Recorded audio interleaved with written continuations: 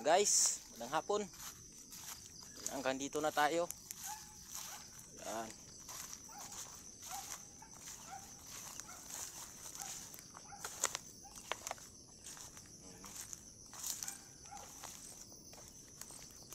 Linis na, malinis. Tapos papasadahan natin ng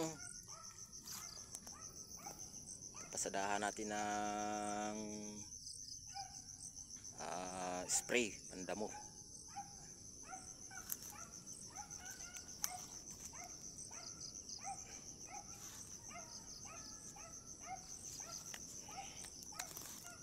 Para ma-maintain na natin itong ano. Ang linis dito. Ito palang kumabit sa likod ko. Nagulat ako. Ayan.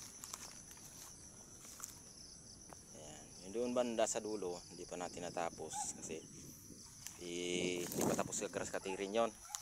Kasi malalaki na yung tangkay. Ibabalikan ko na lang sa sunod ng ano, blade yung ibabalak ko. Dito, hindi pa natin naabot.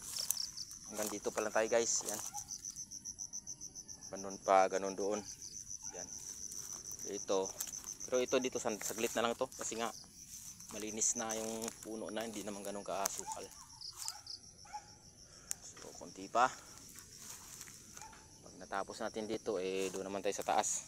Doon papunta sa ilog. So kasi bukas magmamarkot na naman ako.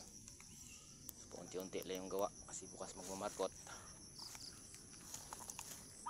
Lang. Buti nga hindi umulan ngayon, pero makulimlim lang siya, hindi umulan. Ito pinutol ko na. Tingnan natin to, mabubuhay pa yan o hindi na. Diretso ko na putol, punggos na yan guys. Tingnan nyo itong daanan ng grass cutter na karan, oh. Ang bilis ng damo. Yan yung linya na yan. Dito yung nag-grass cutter. Diyan ang wala, nilinyahan ko lang. O, tingnan nyo kung ano kabilis ng damo. Akyat doon. May mga naglalabasan na ng bulaklak. Sana ay magtuloy-tuloy na yan. Para naman kabawi-bawi tayo.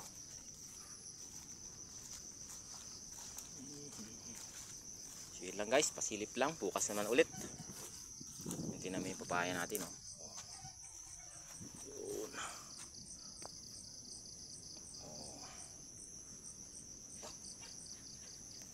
Sundo na tayo ng ating dalawang ano. Yan. Uwi na. Uwi na si daddy. Sige na, dali na. Uwi na.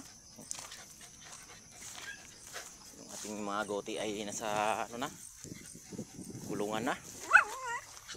Ating mga manok na lang ang ginaintindi ng ating tao kasi yung iba ayaw magpasok, gusto dito sa kubo matulog.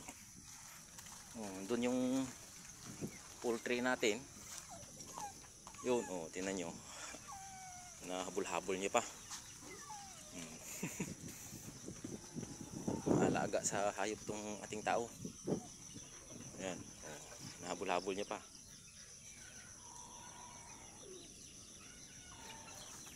Pumasok, ayaw magsipagpasok kagad ang gusto dito sa ito na yung tatlong tandang. Ito yung ano, susuubin pa natin mamaya ng ano yan, ng kamangyan.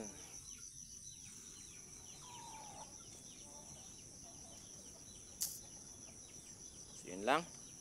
Magsaing pa kami, magluto ng ulam, gulay. Ang ulam natin